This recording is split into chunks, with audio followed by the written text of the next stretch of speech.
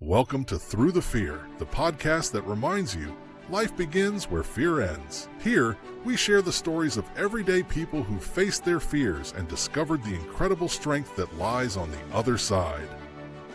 Brought to you by Wolf Mindset, this is more than a podcast. It's an invitation to find your courage, your purpose, and maybe even your pack. This is Through the Fear.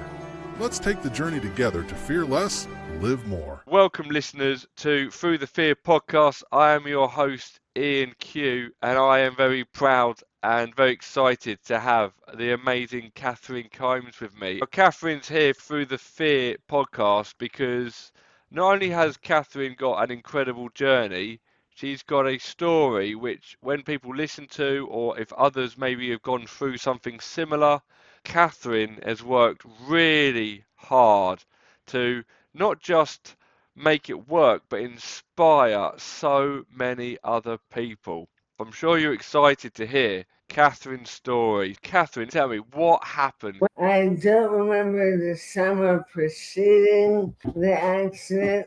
The trauma was so extensive.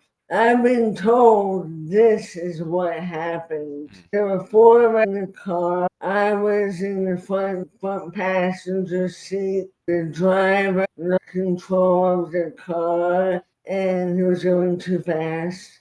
And it was all on the passenger side. My friend behind me, the impact was so forceful that my seat moved backwards and hit her in the knees and broke her pelvis. And my head turned to the right, the collisions. My brain moved faster, my head moved faster than my brain could keep up with. And my brain stem twisted and stretched.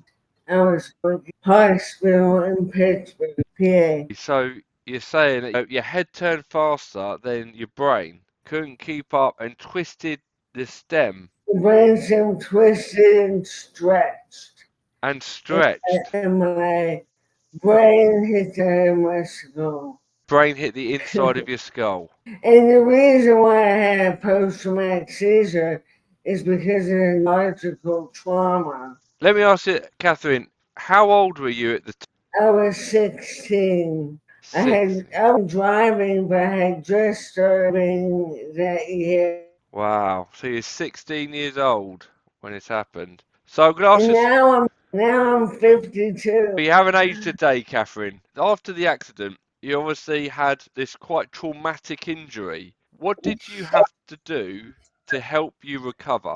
What I had to do is I just had to be myself because I'm a very determined individual. I was determined before the injury. I was determined after the injury. And I remember being at the Rehabilitation Institute of Pittsburgh, and my mom asked me what I wanted to accomplish first.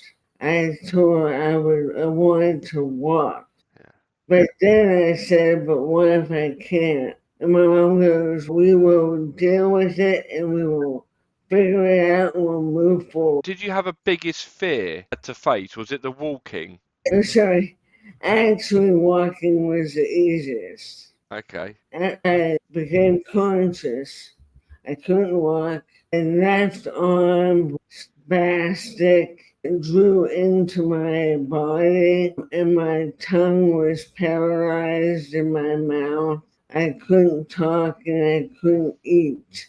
I had a feeding tube, a gastric feeding tube. You said the walking was the easiest thing. Is it okay if I ask, what was the hardest thing then? In my tongue. Okay. It took me years. Yeah. And I still don't have the voice I had before the accident. Never get that voice back.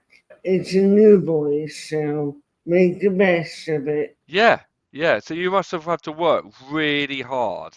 Yeah. So we've got the early days of recovery. I'm going to ask now. If you don't mind answering, what are some of the darkest or most challenging moments that you had which was beginning to move you forward As I progressed, like I said, in my tongue and talking, I used to drool because I had no swallowing. I had to learn how to eat, and that was very difficult. But once I was out of the rehab, what happened, I went back to school. The social aspect of going back to school was very difficult. And what most people with brain injury in their family, one thing they always say is social isolation. It doesn't matter how popular they were, people don't understand. And that's what happened. I went back to school and I had forgotten that I stopped being friends with one group, and I thought they were my friends because of my memory lapse. And then the people who were not my friends became my friends after I got back to school. And years later, like in my 30s, 20s, and 40s, it was hard for me to temper my emotions. Wow. So how long did it take, Catherine, to get to the stage where, after the injury, to get so you went to rehabilitation? How long was that? My first memory after the accident is actually at the Rehabilitation Institute of Pittsburgh. Yeah. That's where I first remember. My first memory goes that way. It's strange. The longer the memory, the longer I had it, the easier it was to remember. But if it was a new memory, it was hard for me to remember because Yeah. it was my brain. Now, we spoke before, and you said that this recovery is an ongoing process, and you are one of the most resilient people that I've ever spoken to. Absolutely working hard, and the amount of other people that you're helping, especially doing podcasts inspiring other people. But a question for you is, how do you maintain this level of resilience over this amount of time, or there's a setback? How do you stay so resilient? Like I said, I'm a very determined person, and I just move forward, not thinking about the future, and just in the now moment. Because once I reached like a big fear, that was when I moved to Chicago and lived on my own for the first time. But as it was happening, I didn't really see it as a problem, a difficulty. But looking back, I do. I think everyone who's listening is thinking, there's some people be thinking, could I do that? I think you've just shown how much bravery that you have.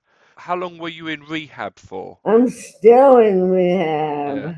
The thing is, what I've discovered is that continued therapy, continued recovery is difficult to do because once you're out of rehab, you're out of rehab. You gotta do it for yourself. I was only in rehab. I went there in the end of September, first end of October. Mm. I don't remember, but yeah, I was there for 3 months, and then my insurance wouldn't pay for it anymore, so I had to get discharged. Wow.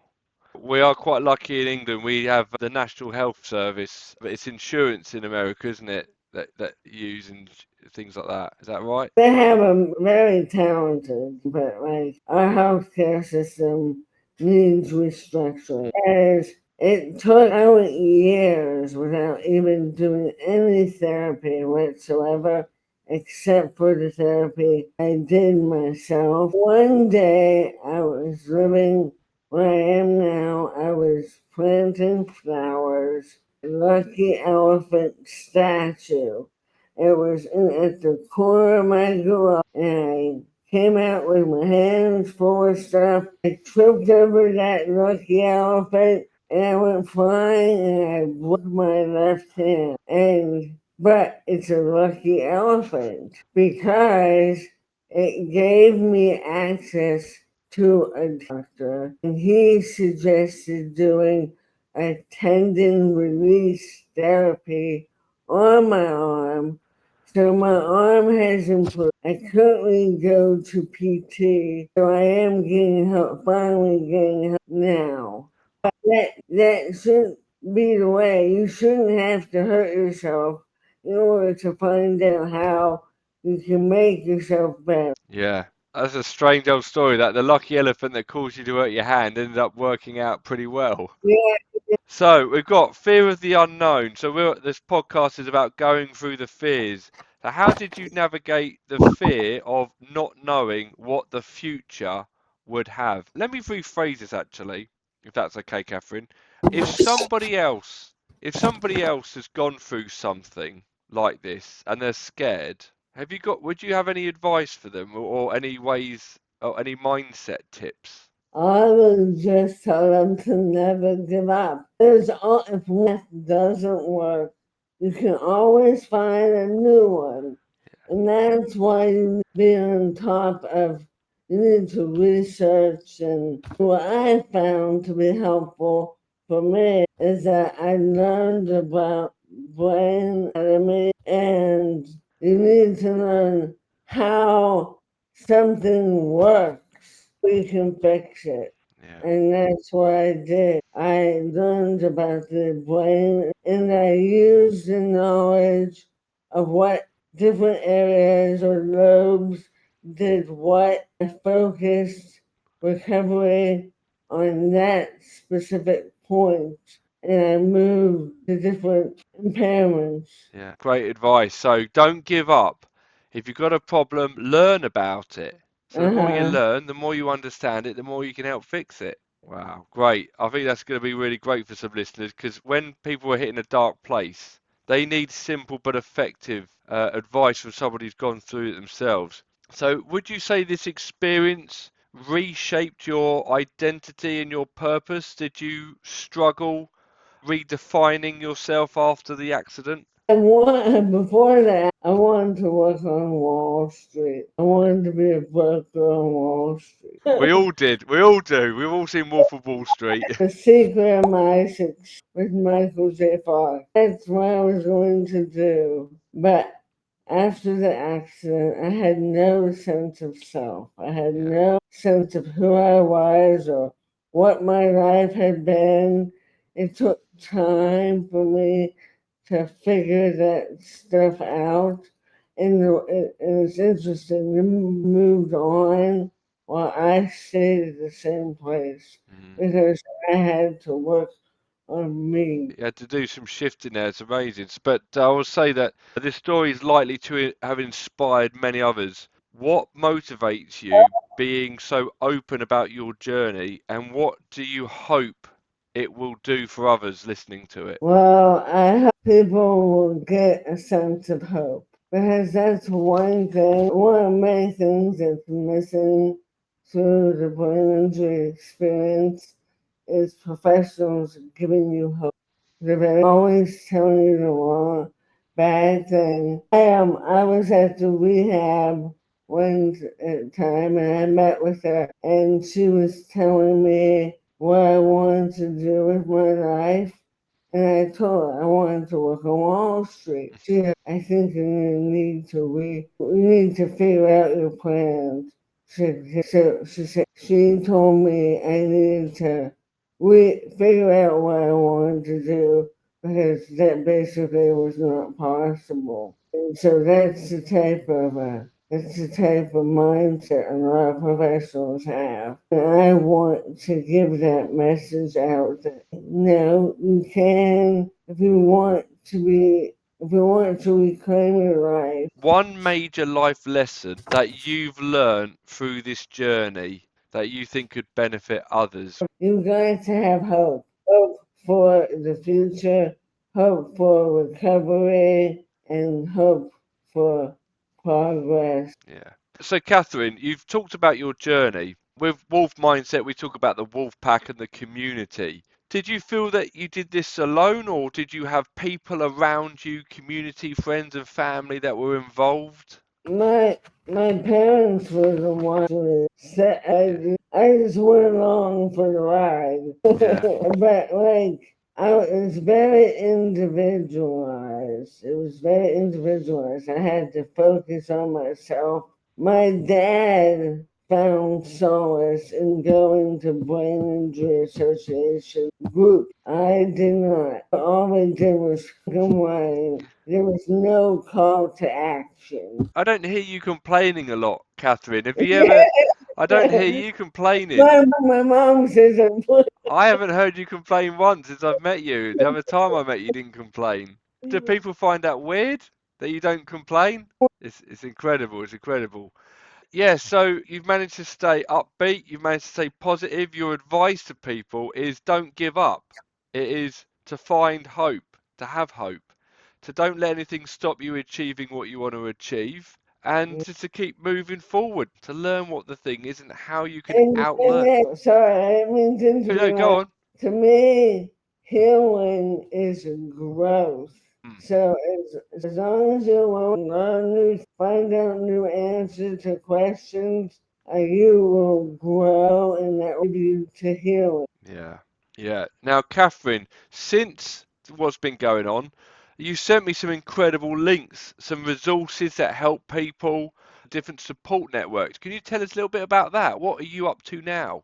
Okay, I have a theory because I had my doctorate in education, emphasis in acquired brain injury, and my dissertation is on recovery of function as it relates to service coordination within the school system. So I created a course based on my dissertation from the George Washington University, and I am trying to get my course out there. It's That's great. called Finding My Way Back to Myself, the brain injury and recovery of function.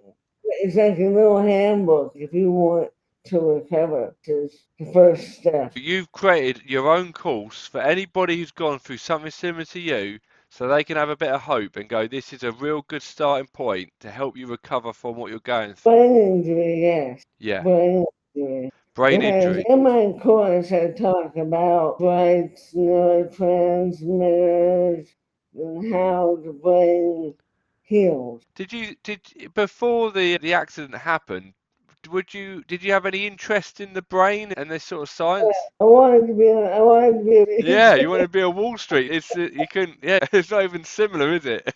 But you found a new purpose. You've adapted. You had to adapt. yeah, And that's exactly how it is with brain injury. If something doesn't work, try something else. Don't give up. yeah, and do you love this now? This subject? Have you found passion in it? Yeah, I Good. have. But it's hard to get people to listen to me because I do have a speech impairment and my lip hangs a little. So, yeah. We've had a perfectly fine conversation, Catherine. So, anybody who's listening, I can say if you have got a brain injury and you want to feel inspired, Catherine has got a course out there. If you're a caretaker Yeah. or you have a family member or friend who has a brain injury, it's not just for the brain injury, it's for family affected. The whole community surrounding someone who may want more information. And that's why it's a sense of community. Like you said, I established my own community with a Facebook group. And I think that is in the list of links Yeah. you have. So, Catherine, before we've just started this podcast, has sent me lots of links. If you are listening to this, whether this is on Spotify or YouTube, please have a little look at the resources underneath. It'll be in the description. Catherine has sent me some amazing things. I've had a look. I've checked them out. Please check them out. Whether or not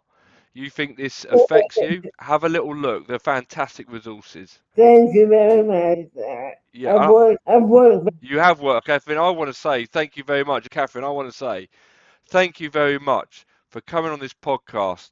Your journey is incredible. There's going to be people who are listening to this saying, how am I going to be able to cope because I've had this injury? It doesn't matter what injury, they're going to think, I've got an injury. how do I move forward? They're going to be, I hope they will listen to this and go, this is incredible. Katherine has had a brain injury from a car accident at 16 years old, and look at what she's achieved. I've got no excuses. I'm going to get motivated. It's great. So I want to say a big thank you, Katherine. Before we finish, have you got any last bits of wisdom for anybody who's listening to this, who's had a hard day, who's struggling, who's gone through a serious injury? Any last pearls that we can get from you, Katherine, before we finish? Only those willing to go too far know how far they can go. We could have started with that's great. That was brilliant. Thank you. It was a great little word of wisdom at the end. We've got my mum here. She's saying, thank you, Katherine. I'm so inspired by your journey and positive attitude. I know this is going to go out to lots of people. I want to say a big thank you, Katherine. And we will say good night to anybody who's listened to Through the Fear podcast. And please check out that links underneath in the description. And Thank good you night.